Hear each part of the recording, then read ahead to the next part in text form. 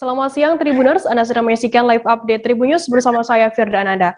Kami akan menyajikan informasi terkini dari berbagai daerah di Indonesia yang akan dilaporkan secara langsung oleh reporter kami di lapangan. Dan inilah live update selengkapnya.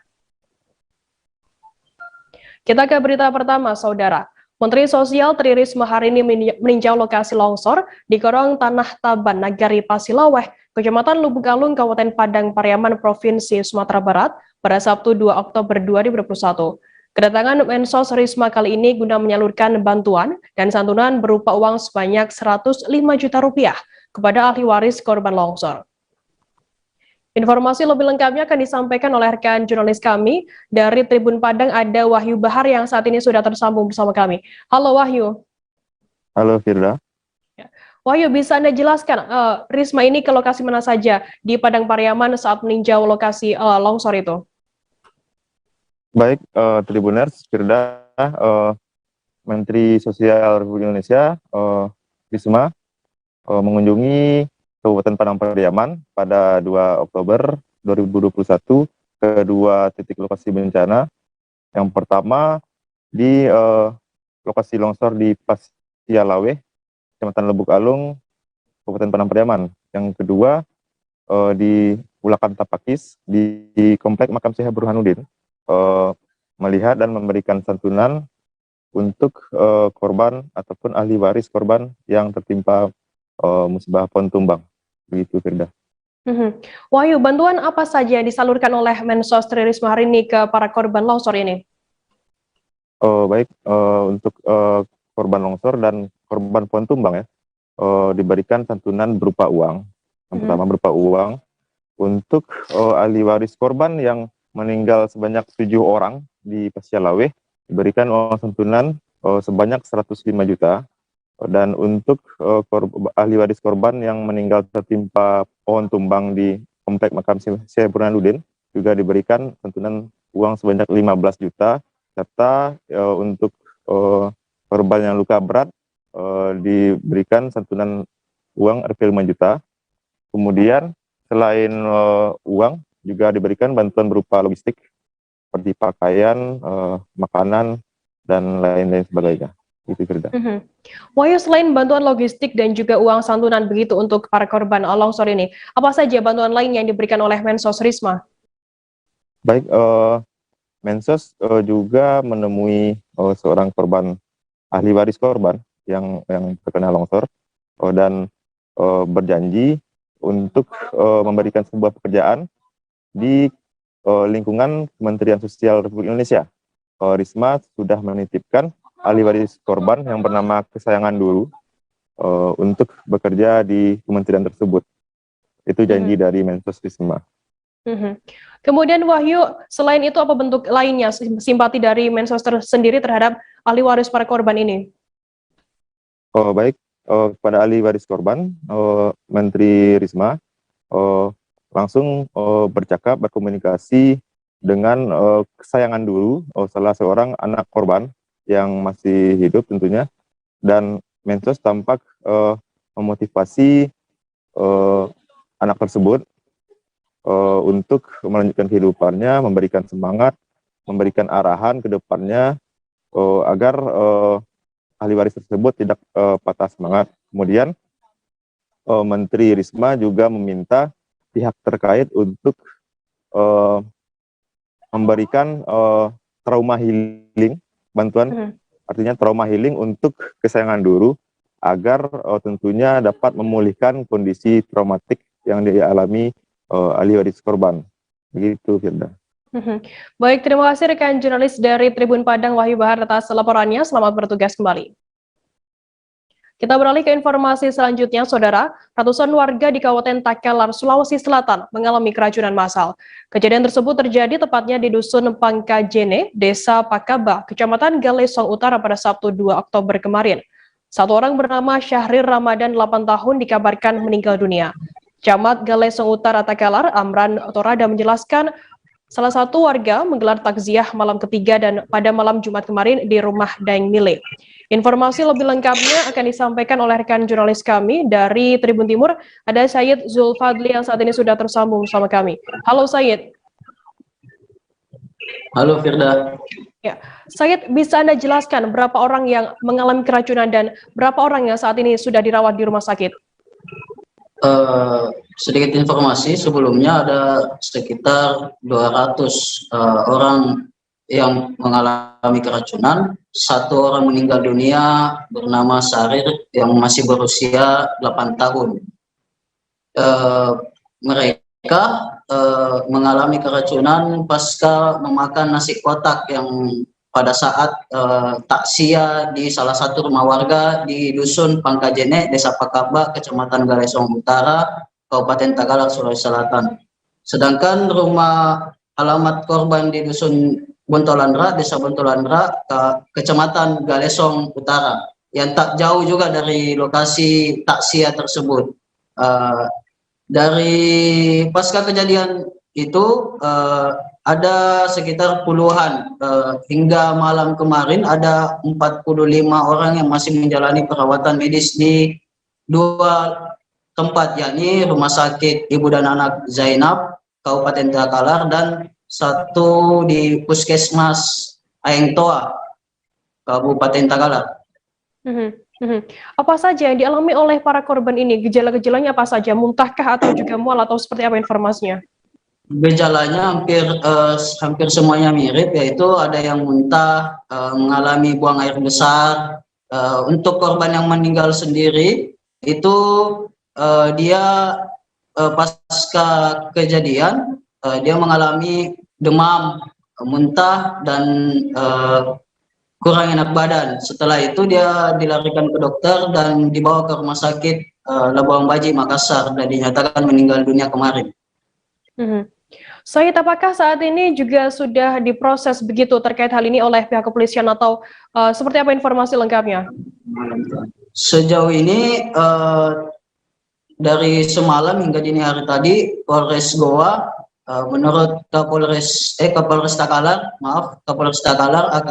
AKBP Beni Murjayanto, telah memeriksa 5 orang saksi, diantaranya itu yakni penggelar acara takziah dan pemilik catering yang menyediakan makanan pada saat acara tersebut. Oke, baik. Tribuners, jurnalis kami tadi juga sudah menghimpun keterangan dari Camat Galesong Utara Takalar, Amran Torada, Kepala Dinas Kesehatan Kabupaten Takalar, Dr. Rahmawati, dan juga Kapolres Takalar AKBP Beni Murjayanto. Berikut liputannya untuk Anda. Pak, ini kan total informasi pertama ada puluhan korban ini, Pak. Kalau dari data kepolisian sendiri berapa yang diterima, Pak? Jadi untuk data yang kita terima sampai saat ini ada 42 yang dirawat. Jadi ada 42 warga yang saat ini dirawat di rumah sakit di Galesong Utara dan di Puskesmas. Apa yang sudah diamankan apakah? Jadi untuk tadi Pak Kasal Reskrim langsung pimpin di TKP, sudah kumpulkan alat bukti yaitu sisa makanan, kemudian juga kita ada ambil sampel darah dari beberapa korban untuk dicek di labor. Pak, isi di dalam makanan itu apa saja yang diamankan? Jadi ada beberapa ada nasi kotak dan ada kue jenisnya. Ini masih kita periksakan semua di labor. Isinya yang di dalam nasi kotak itu? Itu ada nasi dan berupa ayam lah. Itu berapa lama? Pak, yang terparah gimana? Jadi memang saat ini ada satu korban yang meninggal dunia, ada anak namanya Airil ya, itu meninggal usianya 9 tahun. Perkirakan masyarakat yang sempat menyantap makanan itu ada sekitar 200-an orang. Jadi yang kami khawatirkan yang terkena keracunan itu sekitar 200-an orang, 90 termasuk yang diobservasi di rumah.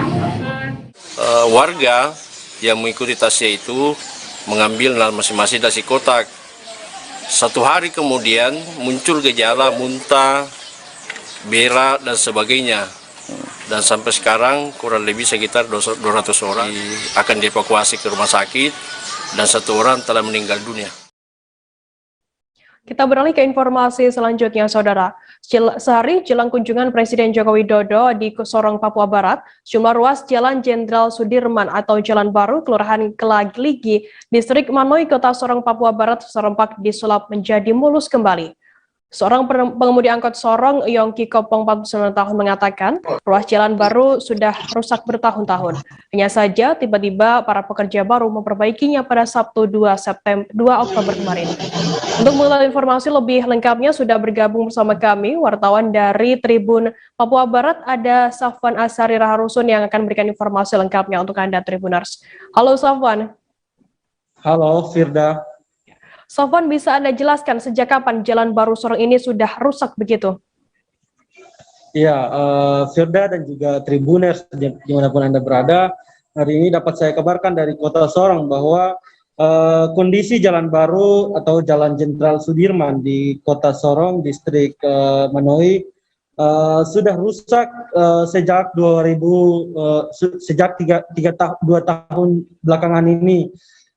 Namun kondisi jalan yang sudah rusak itu enggan untuk diperbaiki oleh pemerintah provinsi sebab jalan tersebut masuk dalam tanggung jawab pemerintah provinsi Papua Barat. Begitu, Firda. Lantas bagaimana tanggapan dari masyarakat sekitar terkait dengan perbaikan jalan baru ini? Iya, dengan adanya perbaikan di ruas jalan baru Kota Sorong sendiri, sejumlah tanggapan keprihatinan dari masyarakat dan juga dari pengemudi angkot di Kota Sorong. Mereka sangat menyayangkan kondisi jalan tersebut hanya dibangun pada saat kunjungan kepala negara di Kota Sorong, sebab sudah berulang kali jalan ini rusak dan juga sudah didemo berulang kali oleh mahasiswa dan juga masyarakat asli Papua. Seperti apa harapan? Ya. Seperti apa lantas harapan masyarakat terkait?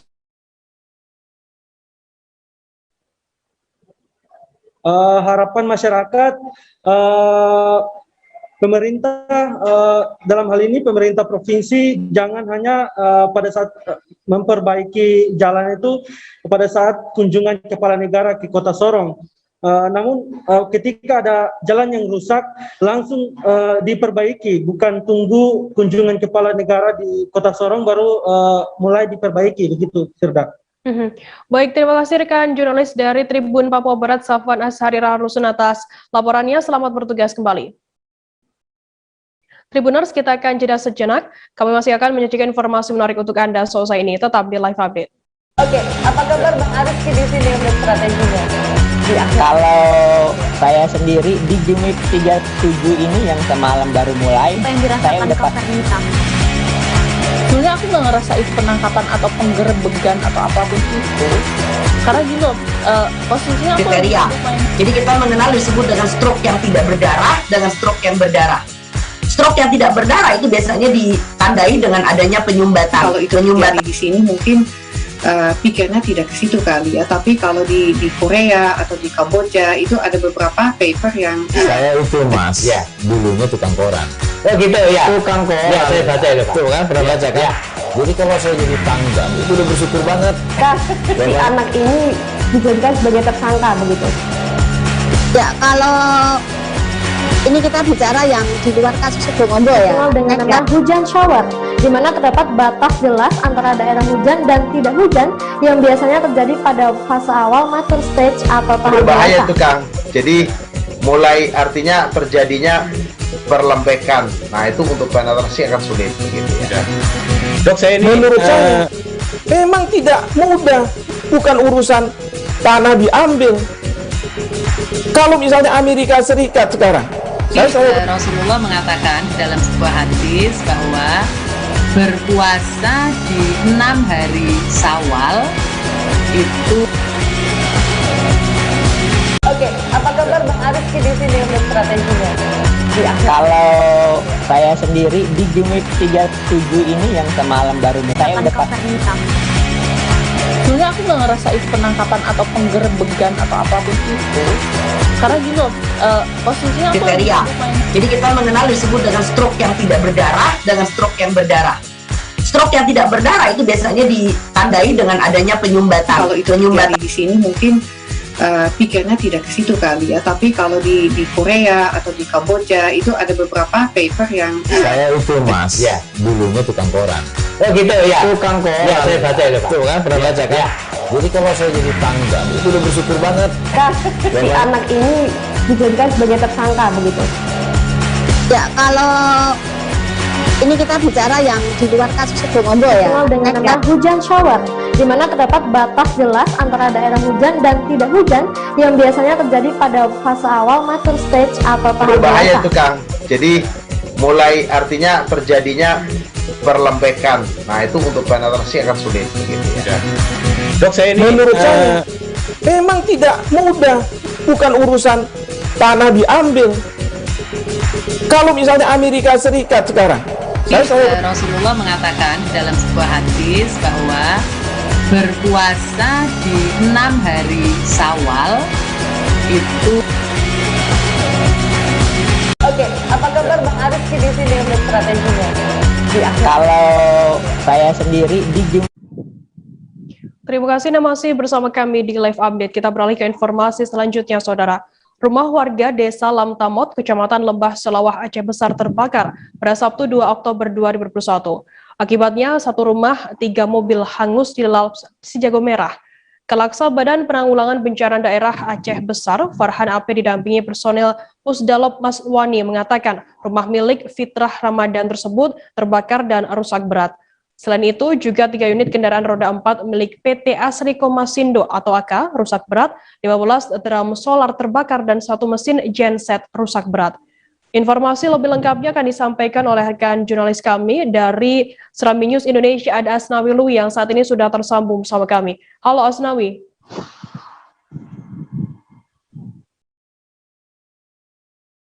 Halo rekan Asnawi.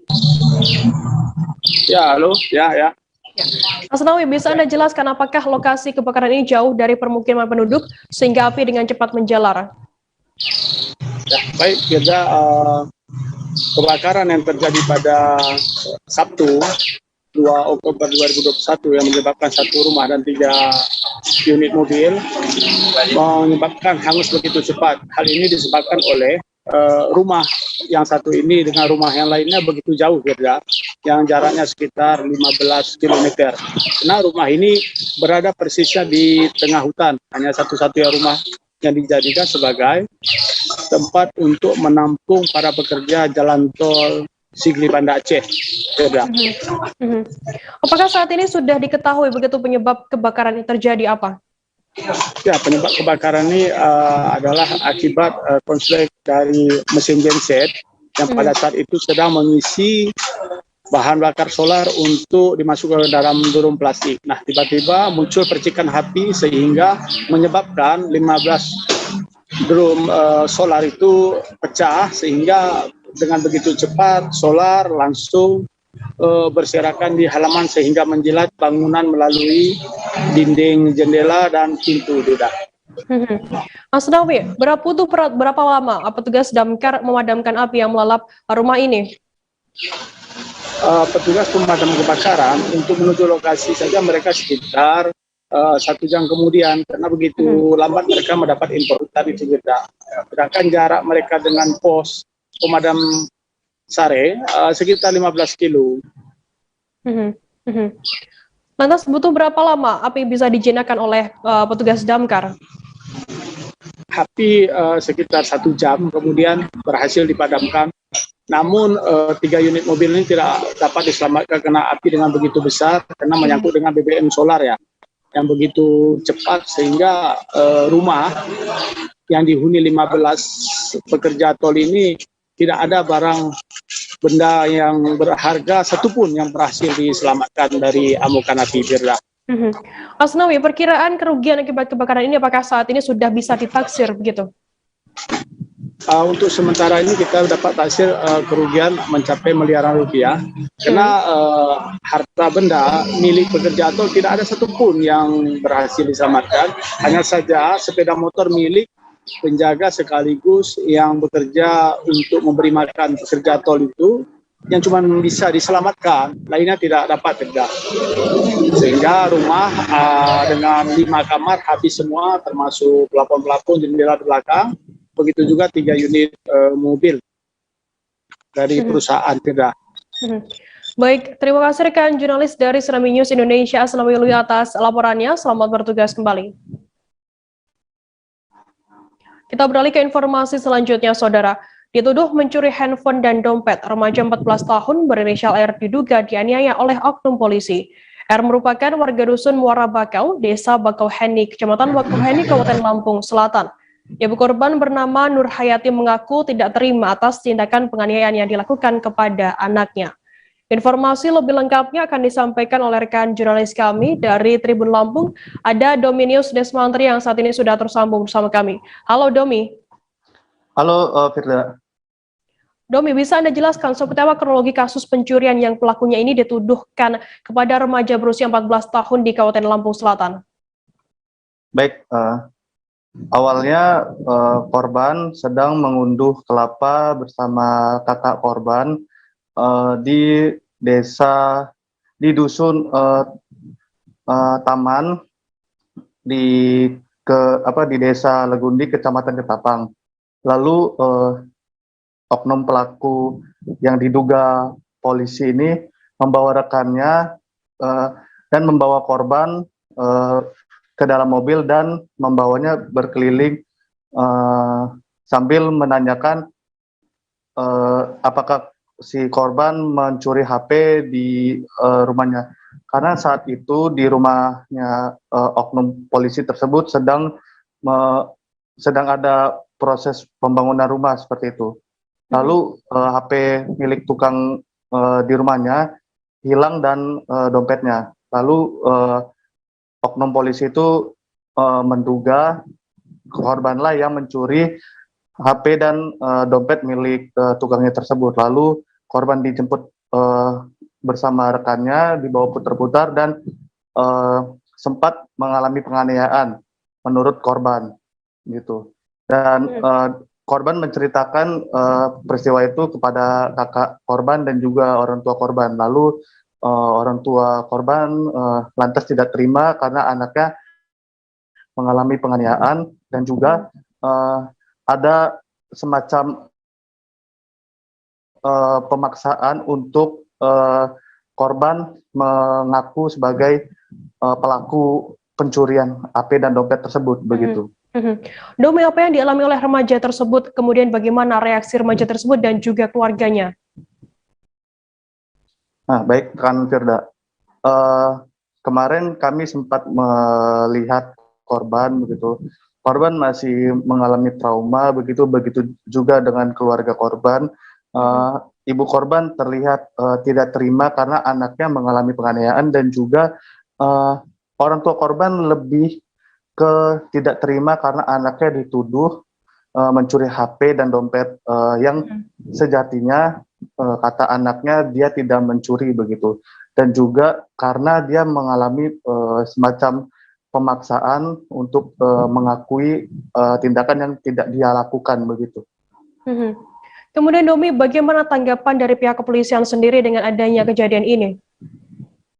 Baik, kami sempat mengkonfirmasi ke Kapolsek Penengahan AKP Budi Setiohowo selaku kejadian itu di sekitar wilayah hukumnya.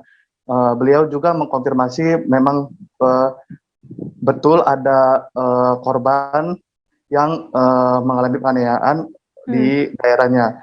Namun korban tidak melapor ke polseknya, namun korban melapor ke Polres. Lalu kami mengkonfirmasi ke Kapolres Lampung Selatan, AKBP Edwin, dan beliau juga mengkonfirmasi bahwa peristiwa tersebut benar adanya. Namun dia masih mencari tahu oknum polisi dan rekannya ini yang diduga polisi dan mencari tahu wilayah dinas mereka begitu. Dan beliau pun juga berjanji untuk mengusut atau memproses penyelidikan dari peristiwa penganiayaan yang dialami remaja di bawah umur tersebut. Rekan Firda. Apakah nantinya apabila memang terbukti begitu oknum polisi ini melakukan penganiayaan terhadap remaja R, apakah nantinya juga akan ditindaklanjuti di hukum begitu? Baik, menurut keterangan Kapolres kemarin, beliau akan menyelidiki kasus tersebut dan jika oknum tersebut emang benar polisi akan menindak tegas sesuai dengan hukum yang berlaku di Indonesia begitu. Baik, Tribuners, jurnalis kami tadi juga sudah menghimpun keterangan dari Ibu R bernama Nur Hayati dan juga Kapolres Lampung Selatan AKBP Atwin. Berikut liputannya untuk Anda. Penyalahgunaan wewenang. Berkaitan dengan penyalahgunaan wewenang itu kan yang melakukan penyelidikan nanti dari Bitpropam, dari Propam. Kalau di sini kan si Propam. Nah, untuk itu kita lakukan penyelidikan, benar nggak anggota kita? Kan ceritanya itu kan anak digebukin sama polisi. Ya, betul. Betul ya kan? Betul. Nah, polisinya atas nama A misalnya. Nah, D. Kalau nggak salah si D. Nah, D. Nah, D ini siapa?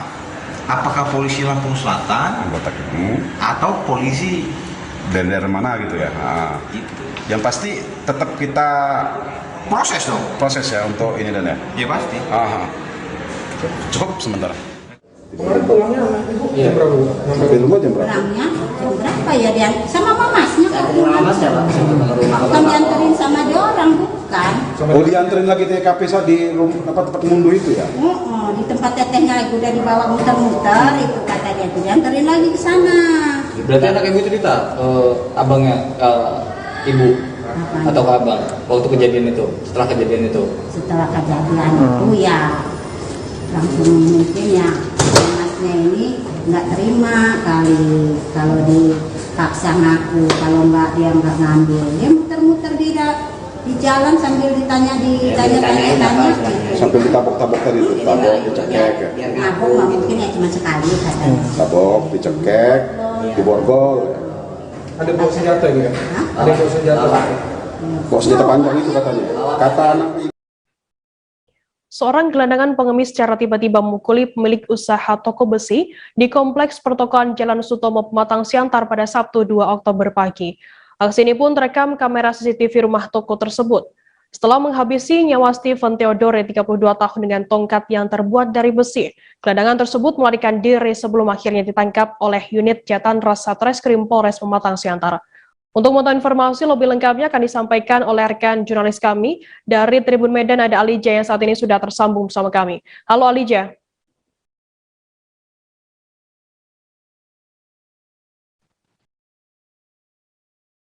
Halo rekan Alija.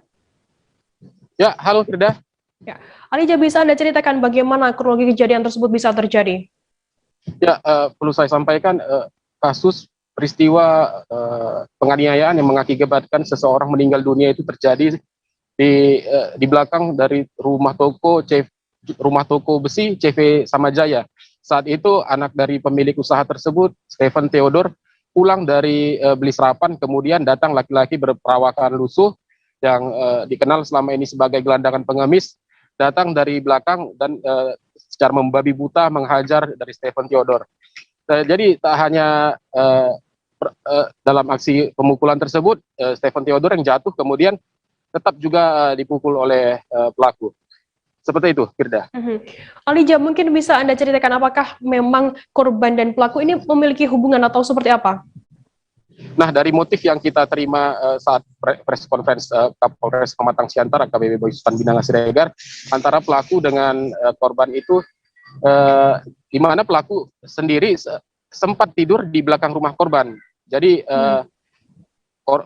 korban pernah menendang pelaku yang dianggap meresahkan di rumah. Jadi itu juga menjadi motif dari pembunuhan ini, bahwasanya pelaku kesal, terus dendam dan tega menghabisi nyawa korban. Seperti itu. Kemudian siapakah pelaku yang merupakan gelandangan dan pengemis tersebut? Bisa Anda jabarkan sedikit? Jadi pelaku sendiri adalah Ali, 57 tahun. Menurut keterangan dari pihak kepolisian Polres Pematang Siantar, bahwasanya yang bersangkutan itu warga Aceh, kemudian bekerja secara meminta-minta gelandangan gitu ya. Kemudian dari tangan pelaku juga selain ditemukan barang bukti tongkat yang terbuat dari besi, juga ditemukan bahwa ada uang 7.600.000 yang diduga dari kegiatan yang bersangkutan meminta-minta. Seperti itu, Firda. Oke, bagaimana langkah dari pihak kepolisian selanjutnya untuk menyelidiki kasus ini? Jadi pihak kepolisian sendiri setelah menangkap pelaku Ali sekitar 4 jam lebih dari peristiwa pembunuhan itu, pelaku ditangkap sedang duduk-duduk di dekat gereja HKBP Sopogodang, Pematang Siantar. Kemudian untuk mengetahui bahwasannya selama ini pelaku dikenal sebagai orang dengan gangguan jiwa, polisi kemudian akan melakukan pemeriksaan lebih lanjut termasuk dengan observasi. Jadi beberapa yang menyatakan memang pelaku sendiri sering mengancam gitu, meresahkan dengan orang-orang sering membawa juga pisau dan sebagainya. Demikian, Firda. Baik, Tribuners, jurnalis kami tadi juga sudah menghimpun keterangan dari Kapolres Pematang Siantar AKBP Boy Sultan Binangnya Siregar, dan berikut liputannya untuk Anda. Apakah memang benar rumor yang menyebutkan bahwa pelaku ini adalah ODGJ? Jadi kita belum bisa memastikan. Itu masih dalam pemeriksaan nanti lebih lanjut lagi. Motifnya, Komandan? Motifnya yang bersangkutan pernah merasakan kesal karena pernah ditentang oleh almarhum korban. Sampai sejauh ini pemeriksaan apakah memang terduga pelaku ini waras atau bagaimana?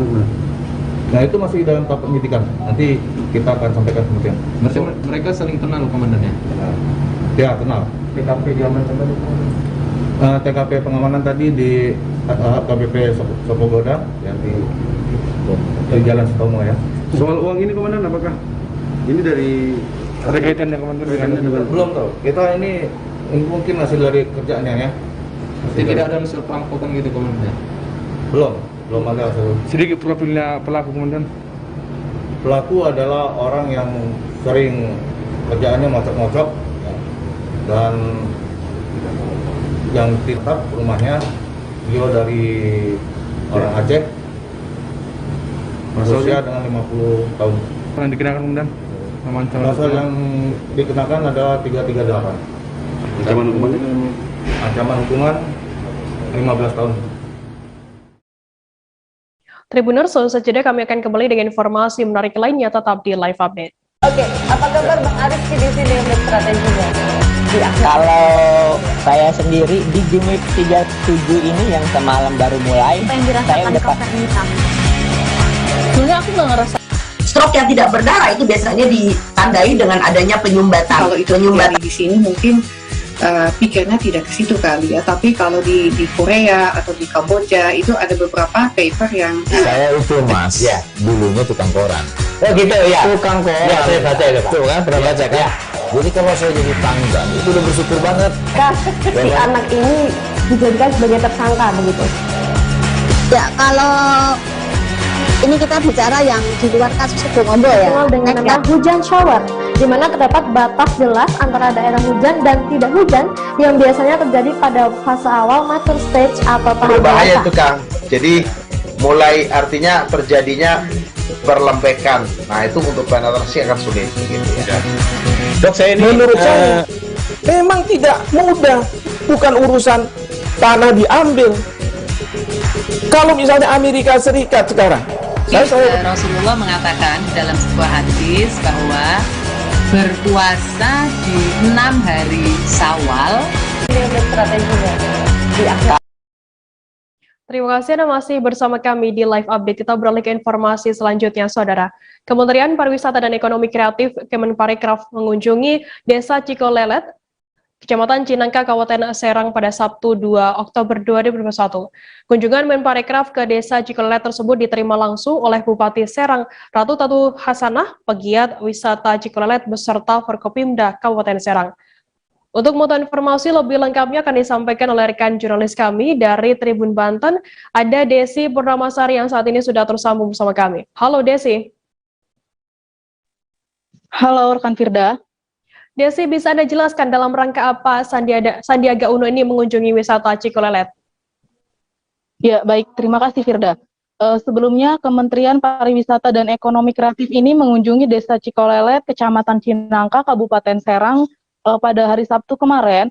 Nah, kunjungannya ini yakni dalam rangka Desa Cikolelet tersebut masuk nominasi Besar Anugerah Desa Wisata.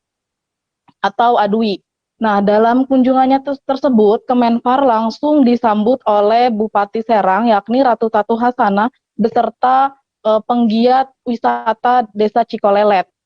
Dalam kunjungannya tersebut, Kemenfar pun terlihat dari Banten, dan pada kunjungannya tersebut, Kemenfar juga berkesempatan untuk berkeliling Desa Wisata Cikolelet tersebut.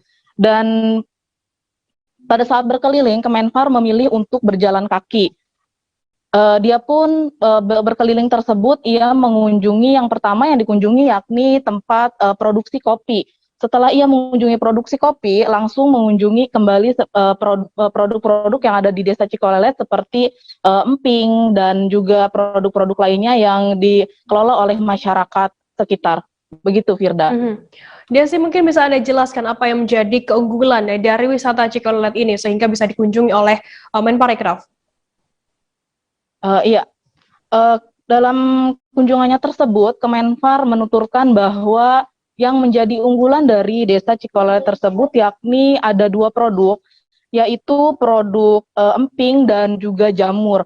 Menurutnya produk emping dan jamur ini dapat menjadi potensi yang sangat luar biasa di Desa Cikolelet tersebut, dan ia pun sempat menuturkan bahwa emping tersebut adalah makanan favoritnya di rumah. Seperti itu, Firda. Kemudian apa dukungan yang diberikan oleh Menteri Parekraf sendiri dalam hal ini? Iya, dukungan yang diberikannya yakni ia pun menuturkan bahwa potensi yang sangat luar biasa ini harus terus dikembangkan, dan ia pun akan terus memantau produksi emping dan jamur tersebut. Selain itu, emping dan jamur tersebut ini ia pun menuturkan bahwa selain emping yang dapat diproduksi nanti ke depannya, yakni kulit dari melinjonya tersebut dapat diproduksi dan juga dapat dijadikan sebagai obat asam urat. Dan dukungannya tersebut, Sandiaga Uno pun memberikan bantuan terhadap pelaku usaha emping sebesar 3 juta rupiah serta pengrajin olahan jamur sebesar 6,7 juta. Begitu, Firda. Baik, Tribuners, jurnalis kami tadi juga sudah menghimpun keterangan dari Menparekraf Sandiaga Uno. Berikut liputannya untuk Anda. Produk dari luar, dari Jepang terutama yang paling booming. Bagaimana kita mengantisipasi supaya jamur-jamur sini bisa? Nah, kuncinya kita harus mampu berinovasi, beradaptasi, dan kolaborasi. Tadi Ibu Entu ternyata berinovasinya itu adalah dia perlu alat-alat produksi yang lebih baru dan kapasitasnya lebih besar. Tadi kita bantu dengan permodalan, dan kita juga akan berikan pelatihan dan pendampingan agar dia bisa juga beradaptasi, dan kolaborasinya kita harapkan nanti bukan kita anti produk asing, tapi kita punya gerakan nasional Bangga Buatan Indonesia. Nah, nanti jamur hasil dari Ibu Entu akan kita pasarkan di gerakan nasional Bangga Buatan Indonesia, di onboarding ke platform e-commerce, sehingga nanti masyarakat bukan hanya bangga buatan Indonesia tapi juga beli produk-produk kreatif lokal dari Cikolelet di Kabupaten Serang di Provinsi Banten. Tribuners, jika mencari tempat wisata yang menarik di Kabupaten Muaro Jambi, Provinsi Jambi untuk akhir pekan Anda, bisa mengunjungi wisata Candi Muara Jambi. Wisata Candi Muara Jambi ini cukup ramai dikunjungi wisatawan lokal jika berakhir pekan seperti hari ini Minggu 3 Oktober. Wisata Candi Muara Jambi di Provinsi Jambi ini cukup hits ala kekinian dan banyak dikunjungi oleh kaum milenial lokal maupun dari luar Jambi. Informasi lebih lengkapnya akan disampaikan oleh rekan jurnalis kami dari Tribun Jambi, ada Hasbi Sabirin yang saat ini sudah tersambung bersama kami. Halo Hasbi. Halo, selamat siang Firda. Hasbi, bisa Anda gambarkan bagaimana suasana candi ini? Ya, baik Firda. Saat ini saya tengah berada di kawasan wisata Candi Muara Jambi yang berada di Desa Muara Jambi, Kabupaten Muaro Jambi. Ya, pada hari ini Firda perlu diinformasikan bahwa tempat wisata Candi Muara Jambi ini memang sangat hits dikunjungi oleh wisatawan baik yang dari lokal maupun yang dari luar Provinsi Jambi. Karena di wisata Candi Muara Jambi ini tidak hanya menawarkan wisata melihat situs-situs bersejarah di komplek percandian ini. Namun pengunjung juga terlihat akrab dengan suasana di sini untuk dijadikan sebagai untuk bersantai bersama keluarga. Begitu juga dengan para milenial yang pengunjung dari wisata ini terlihat bersantai dengan pasangannya masing-masing. Ya, bisa kita gambarkan suasana di sini itu pada hari ini cukup ramai dikunjungi oleh wisatawan, ya baik dari pihak keluarga maupun yang masih muda, itu terlihat sangat antusias menikmati kawasan wisata di Candi Muarajambi ini. Ya, pada sebelumnya Firda, wisata ini akibat COVID-19 itu sempat ditutup karena mewabahnya COVID-19 di Jambi ini, karena pengunjungnya hampir tidak ada setiap harinya. Namun setelah dibuka kembali wisata ini, sudah 2 minggu ini pengunjungnya sangat ramai di sini, Firda. Ya, seperti kita lihat di belakang saya ini, itu semua pengunjungnya terlihat asik menikmati liburan akhir pekannya di kawasan Candi Muarajambi ini. Begitu, Firda. Hasbi, pengunjung yang berwisata di sana berasal dari mana saja dan apa yang mereka lakukan di sana? Ya, baik, Firda. Pengunjung yang berwisata di sini itu terdapat dari wisatawan lokal, dari Sumatera Selatan, bahkan dari Sumatera Barat. Memang pengunjung ini sengaja mendatang dengan suasana di sini, begitu juga mereka penasaran dengan situs-situs bersejarah yang ada di Candi Muarajambi ini juga. Ya, aktivitas mereka pada hari ini kita lihat itu masing-masing pengunjung itu membawa keluarganya itu untuk bertamasya di sini. Ada yang makan bersama keluarganya, begitu juga dengan pasangan muda-mudi juga terlihat sangat asik berselfie di sini, karena memang di tempat ini sangat cocok untuk bersantai dan berselfie yang akan diabadikan di media sosialnya masing-masing. Begitu, Firda. Hasbi, berdasarkan pantauan ada di lokasi ini, ada berapa banyak pengunjung yang memadati kawasan tersebut? Ya, kita memperkirakan pada hari ini kan hari weekend pertama ini ya, hari Minggu, karena besok itu akan memasuki hari kerja. Pada hari ini sangat ramai sekali dan diperkirakan sekitar ribuan masyarakat di sini yang berkunjung di wisata ini.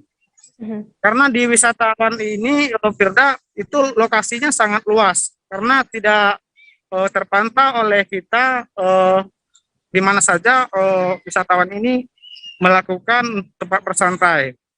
Ya, seperti penelusuran kita tadi yang seperti yang kita direkam di video itu berada di kawasan Candi Tinggi. Seperti yang bisa dilihat di belakang saya itu adalah kawasan Candi Tinggi, dan di sampingnya itu ada kawasan Candi Gumpung.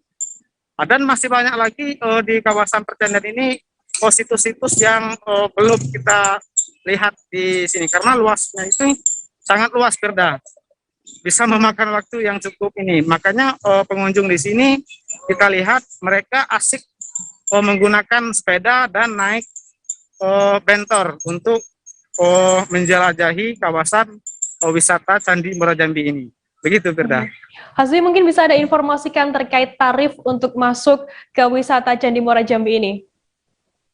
Ya, baik, Firda.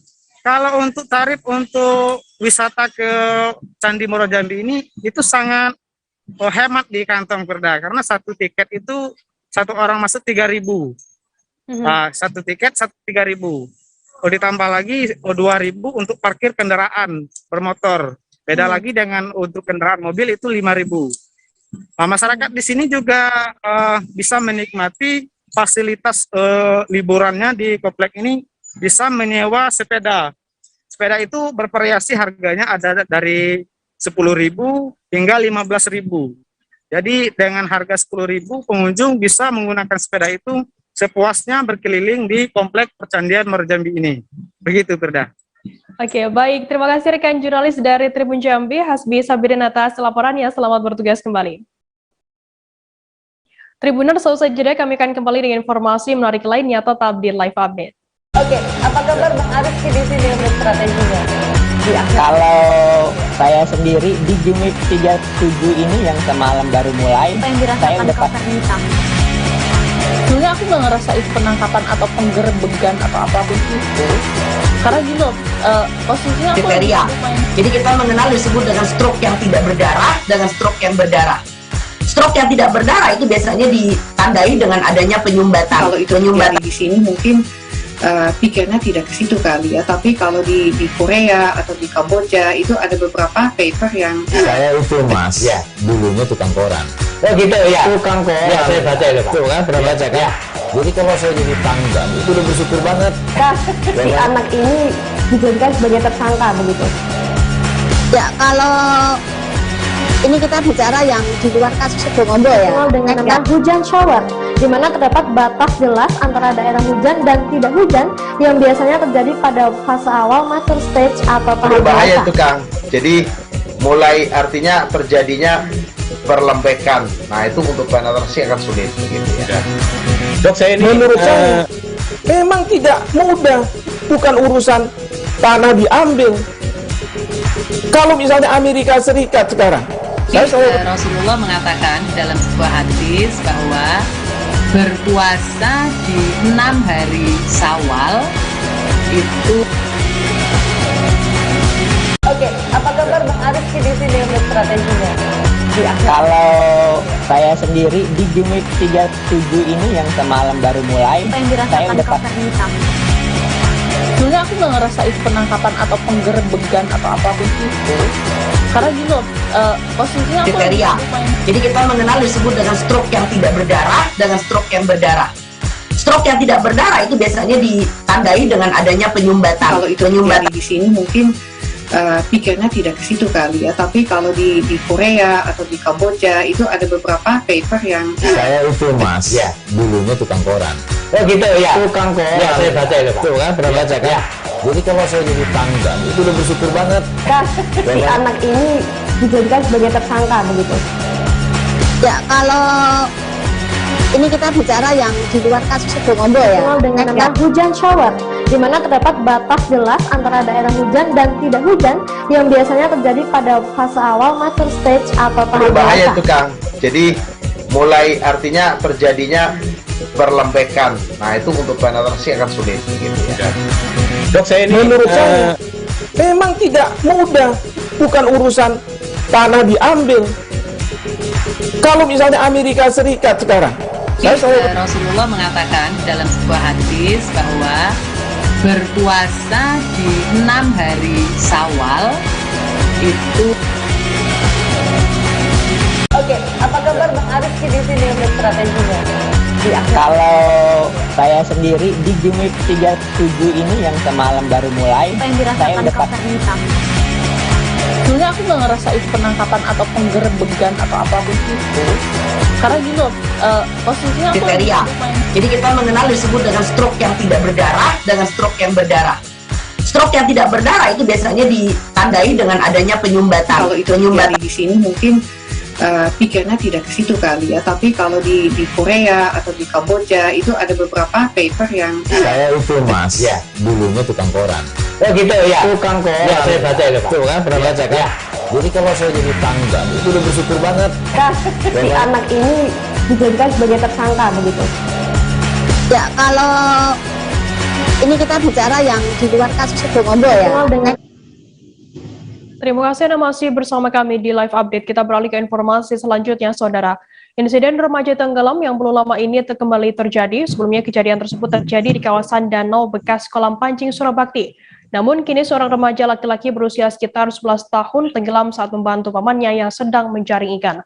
Seorang anak laki-laki berinisial AR 11 tahun tersebut merupakan warga Kalibaru tenggelam di danau kawasan Kecamatan Karimun, Kabupaten Karimun, Provinsi Kepulauan Riau pada Sabtu 2 Oktober kemarin.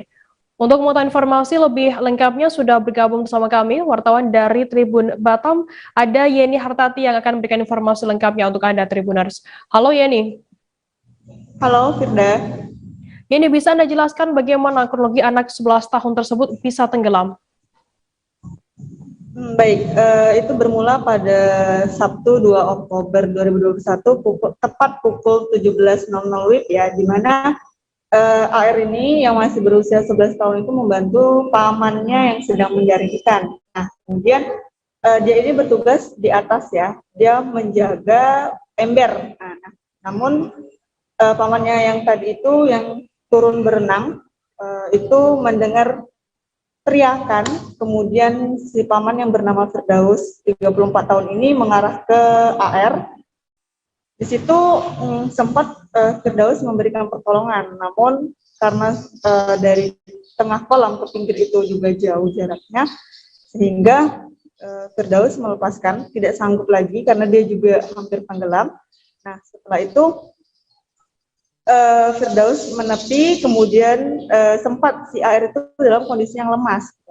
Kemudian Firdaus sempat meminta bantuan kepada Basarnas dan polisi Perairut. Nah, di situ turunlah petugas. Kemudian dalam satu setengah jam atau 1:30 menit, sekitar pukul 18.30, tim berhasil menemukan AR dalam kondisi yang sudah meninggal dunia.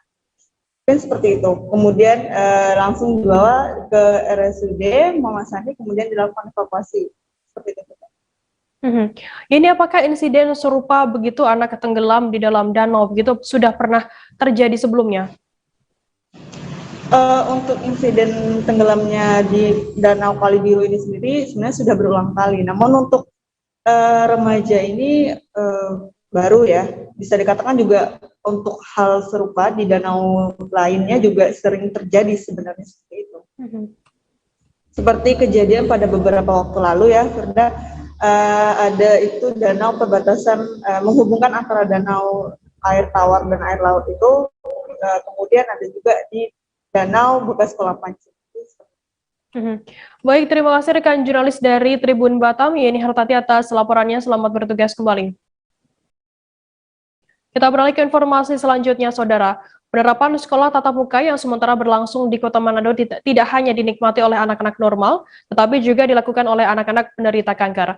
Di salah satu rumah singgah, yakni Rumah Kita Yayasan Kasih Anak Kanker Indonesia atau YKAKI, juga melaksanakan pembelajaran secara luring.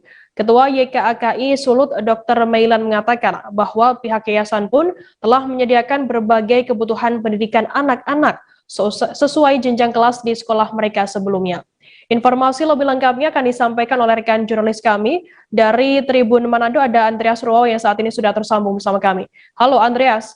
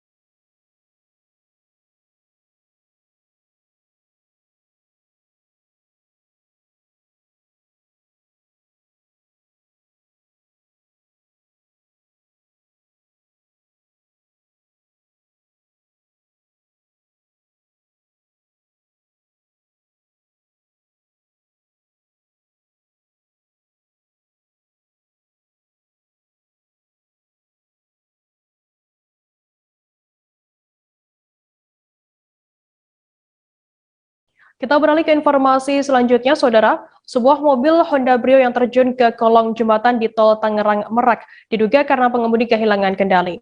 Mobil berwarna merah dengan nomor polisi A1183T terjun dari jalan tol ke kolong jembatan pada Jumat 1 Oktober sekira pukul 13.30 waktu Indonesia Barat. Mobil itu dikendarai oleh seorang gadis bernama Erika Adelia Ramadhani, warga Kampung Ranjeng, RT 2 RW 1 Desa Ranjeng, Kecamatan Cirwas, Kabupaten Serang, Banten.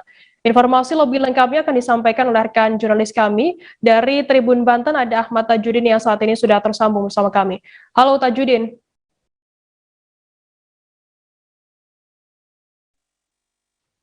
Halo Beda.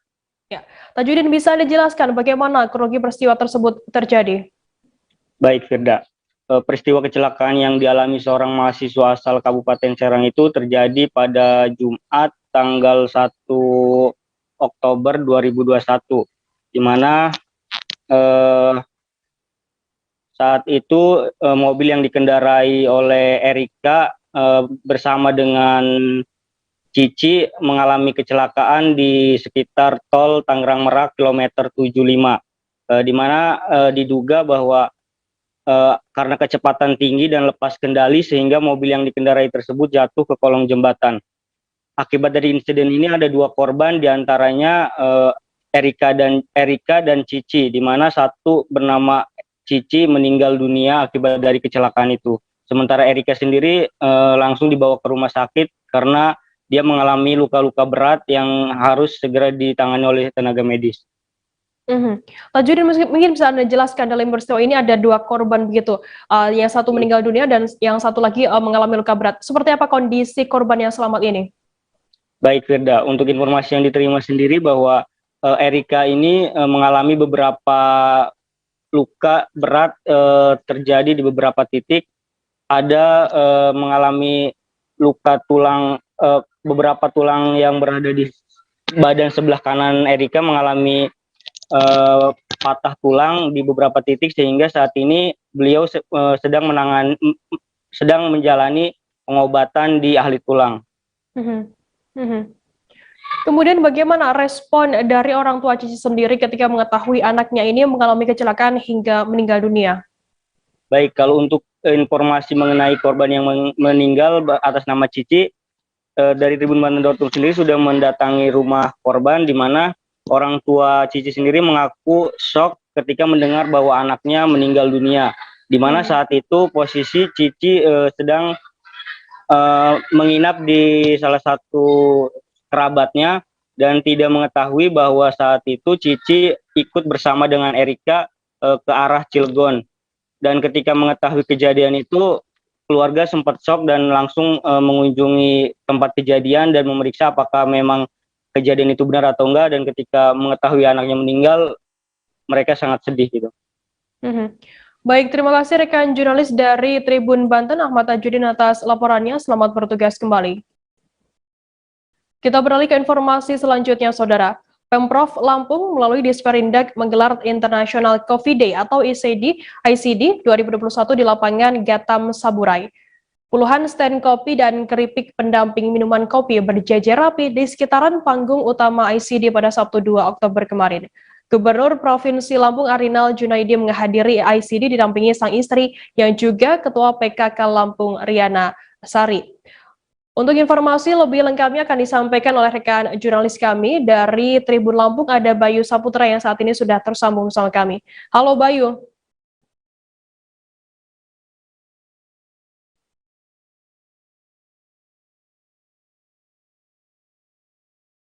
Halo rekan Bayu.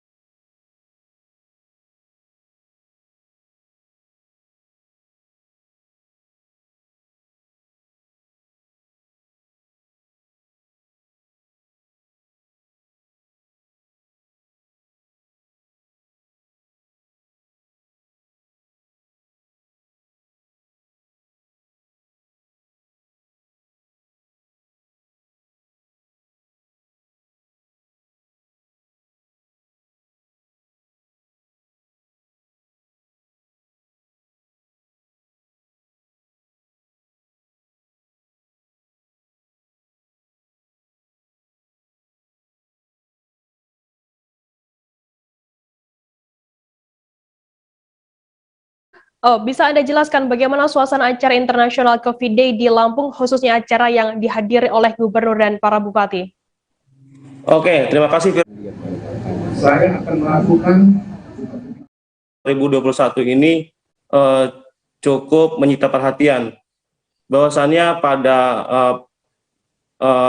saat ini di Lampung tidak ada sebelumnya tidak ada keramaian-keramaian untuk menggelar acara. Namun karena Lampung saat ini posisinya level 1 dan pemerintah provinsi menggelar acara untuk International Coffee Day. Dan para bupati yang datang itu ada dari Lampung Barat, kemudian Wekanan, kemudian Tanggamus, karena ketiga daerah tersebut merupakan daerah penghasil kopi. Suasana dari proses pada acara tersebut cukup meriah dan tetap menjaga protokol kesehatan. Dari pantauan kita di lapangan, stan-stan banyak berdiri berjejer untuk memberikan kualitas kopinya untuk dipertunjukkan oleh para pejabat-pejabat yang datang dan kemudian masyarakat umum juga yang datang di lapangan Saburai. Begitu rekan Firda. Baik, kemudian seperti apa makna International Coffee Day di Lampung kali ini dan apakah ada pesan-pesan begitu, pesan khusus dari Gubernur? Oke, pada pelaksanaan International Coffee Day hari ini, Gubernur Lampung menekankan bahwasannya akan meningkatkan kualitas kopi yang ada di Lampung, karena Lampung termasuk daerah penghasil kopi terbaik di Indonesia, khususnya Robusta, dan Gubernur Arinal Junaidi juga akan memberikan perhatiannya lebih kepada para petani melalui sektor-sektor perbankan, kemudian yang akan dioptimalkan untuk supaya para petani ini tetap sejahtera. Begitu rekan Firda. Terkait pembagian kopi gratis di sejumlah titik, seperti apa suasananya dari pantauan Anda di lapangan? Oke, berdasarkan pantauan kita di lapangan, Tribun Lampung melihat bahwasannya banyak para masyarakat umum ataupun pejabat-pejabat yang datang ke acara International Coffee Day ini, bahkan ada yang mengambil langsung kopi yang disediakan oleh panitia pelaksana ataupun para panitia yang akan memberikan secara langsung ke masyarakat umum ataupun pejabat yang datang pada acara tersebut. Begitu rekan Firda. Baik, terima kasih rekan jurnalis dari Tribun Lampung, Bayu Saputra atas laporannya. Selamat bertugas kembali. Tribuners, selesai jeda kami akan kembali dengan informasi menarik lainnya, tetap di Live Update. Oke, apa kabar Bang Ariski di sini untuk strateginya? Kalau saya sendiri di Jumik 37 ini yang semalam baru mulai, saya udah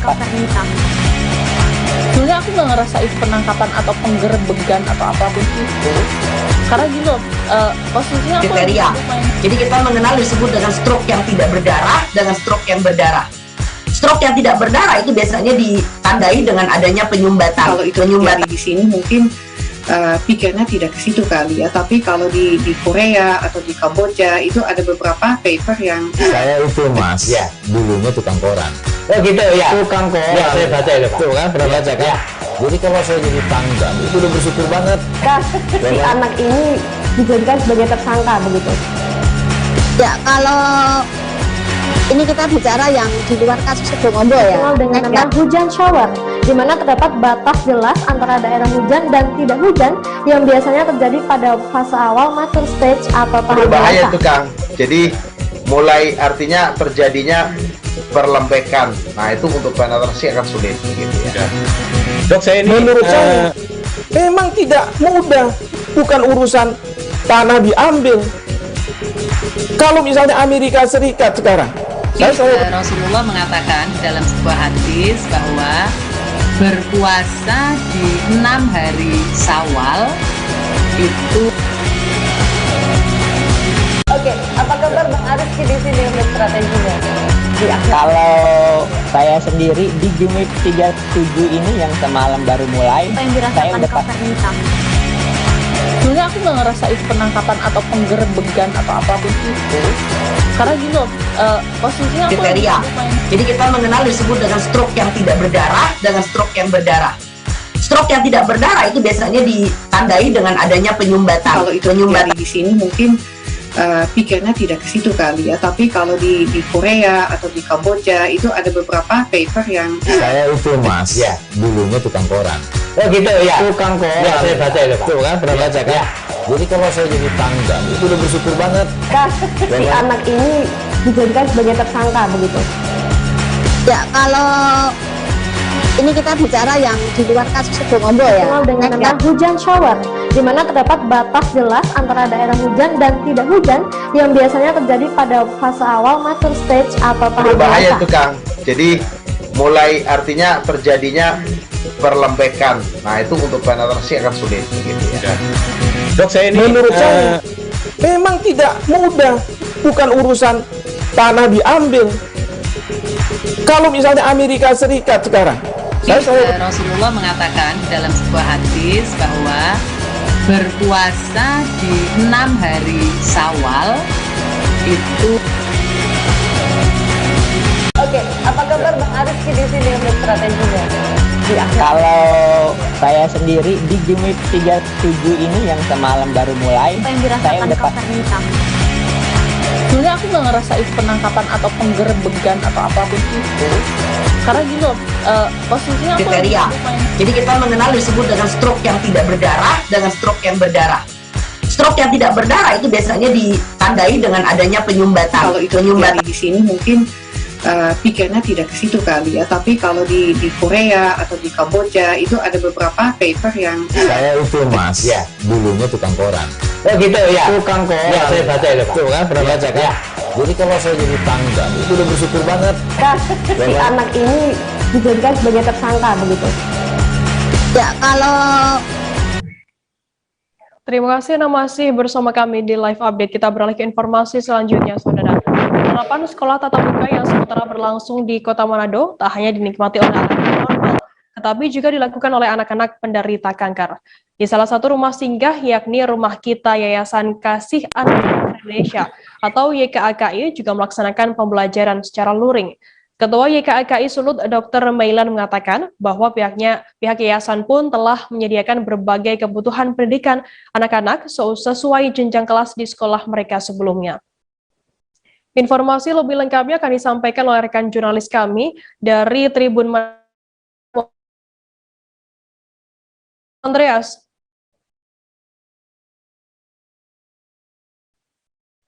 Oke, Firda, baik. Fasilitas yang disediakan YKAKI ini. Oke, ya baik Tribuners. Sekilas untuk YKAKI ini adalah merupakan yayasan yang bertugas untuk menjaga kepedulian bagi anak-anak kanker ya, dan di mana mereka menyediakan berbagai fasilitas kebutuhan bagi para orang tua atau anak atau pendamping yang akan berobat dari kota asal mereka ke kota Manado, apalagi yang dari jauh ya, khususnya di daerah-daerah terpencil. Nah, di sini mereka selama masa perawatan atau masa-masa pemulihan, mereka menyediakan sejumlah fasilitas berupa kamar yang berjumlah 9, yang bisa menampung 9 anak dan termasuk juga orang tua. Kemudian ada makanan 3 kali sehari, dan yang paling penting adalah pendidikan.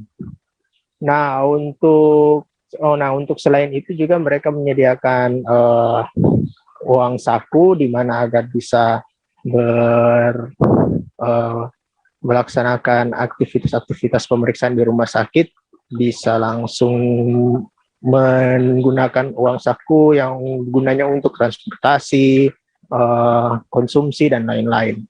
Dan juga fasilitas yang paling penting itu di mana mereka menjaga menjaga kebutuhan-kebutuhan dasar lah pokoknya bagi anak-anak dan orang tua ini. Begitu kira-kira, Frida. Andreas, bagaimana untuk metode pembelajaran bagi anak-anak penderita kanker ini? Apakah ada perbedaan begitu?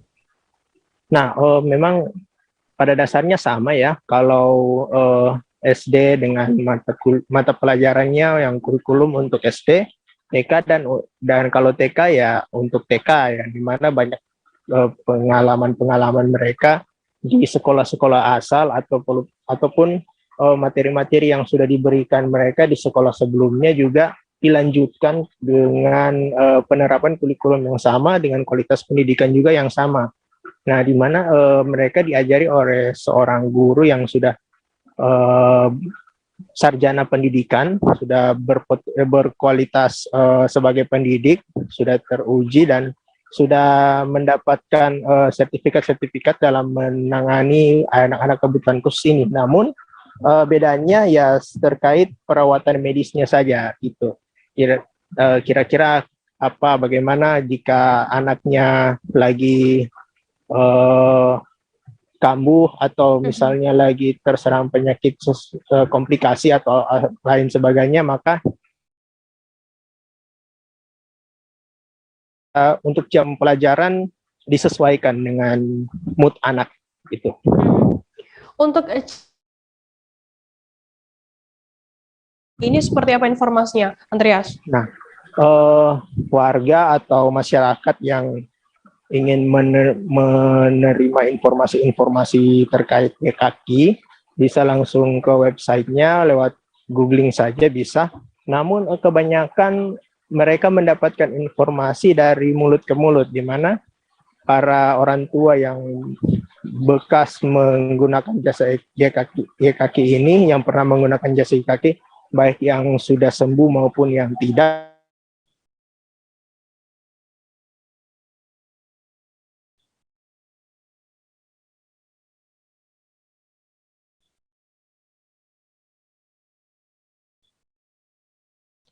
halo rekan Andreas.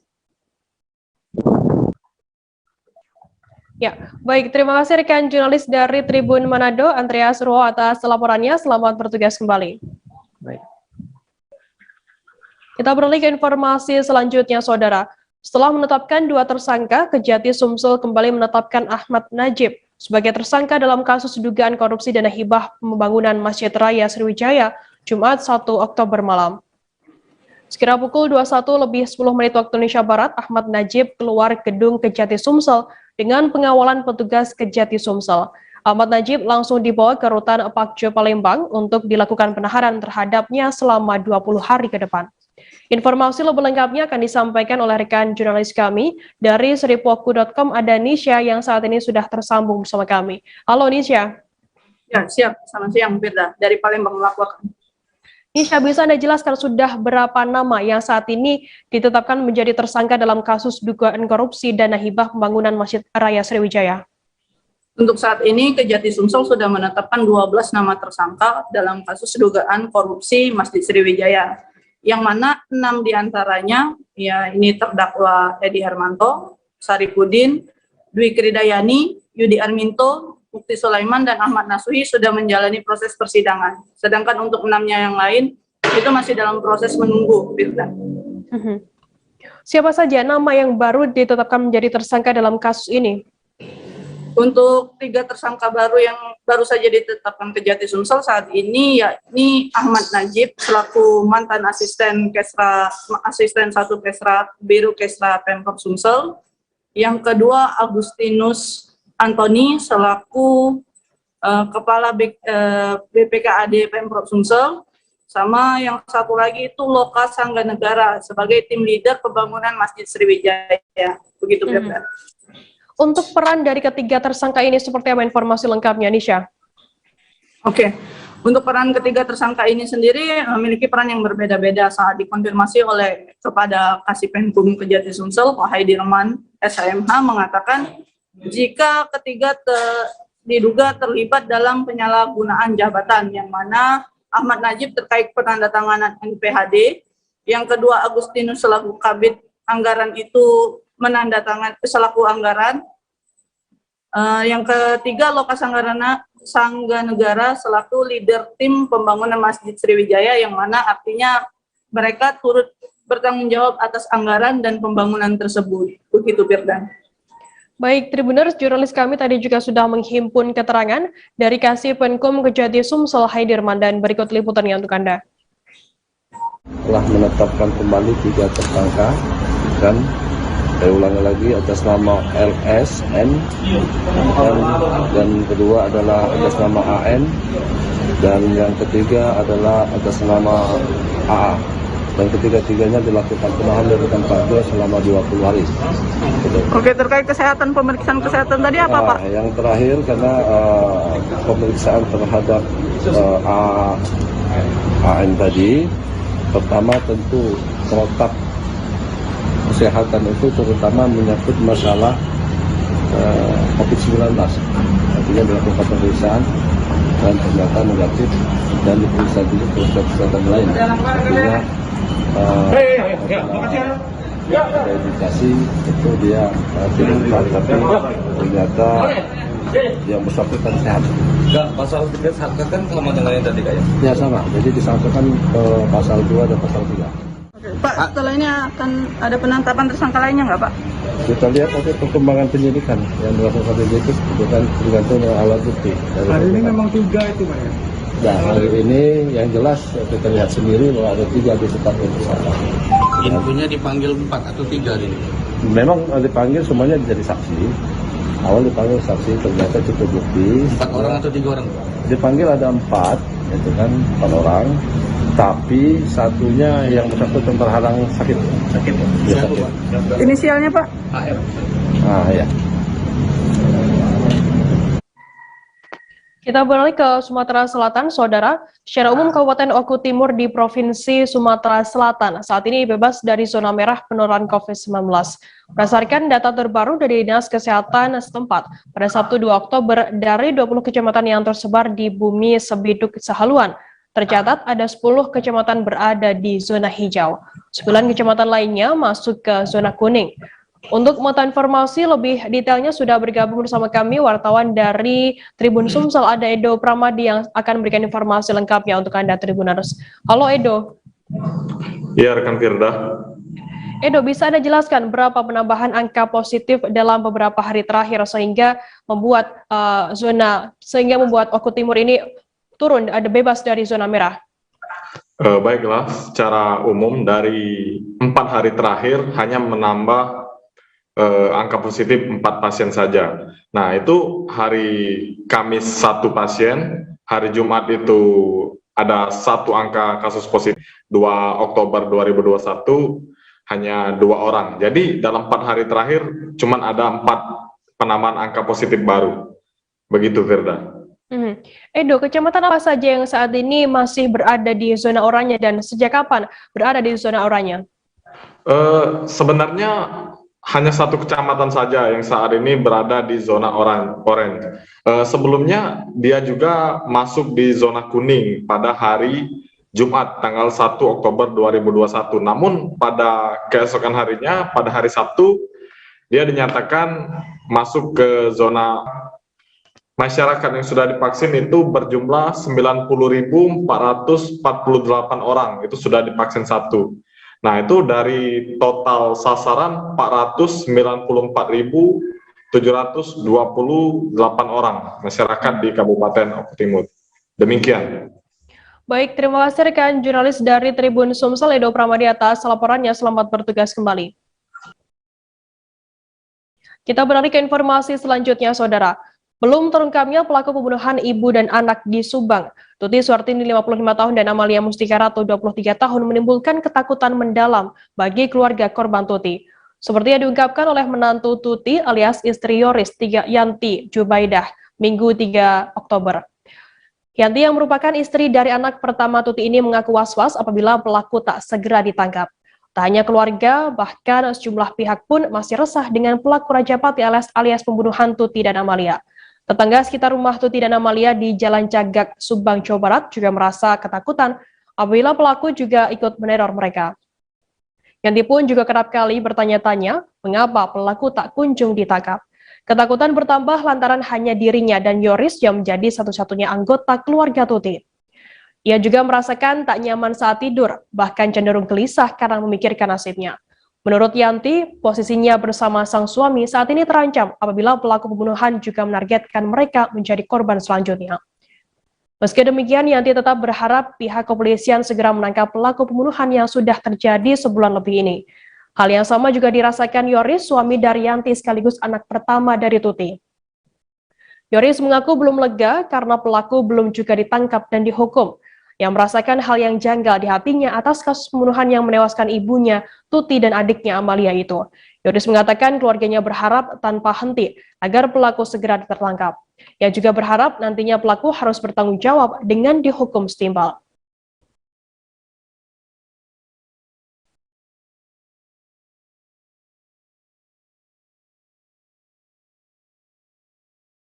Ini sekaligus menutup perjumpaan kita dalam live update hari ini. Jangan lupa Tribuners saksikan terus live update di seluruh kanal YouTube dan Facebook Tribun Network. Masih di tengah pandemi, kami terus mengingatkan Anda untuk selalu menerapkan protokol kesehatan dimanapun Anda berada. Saya Firdana, wakil yang bertugas, pamit undur diri. Terima kasih dan sampai jumpa. Jangan lupa like, subscribe, dan share ya!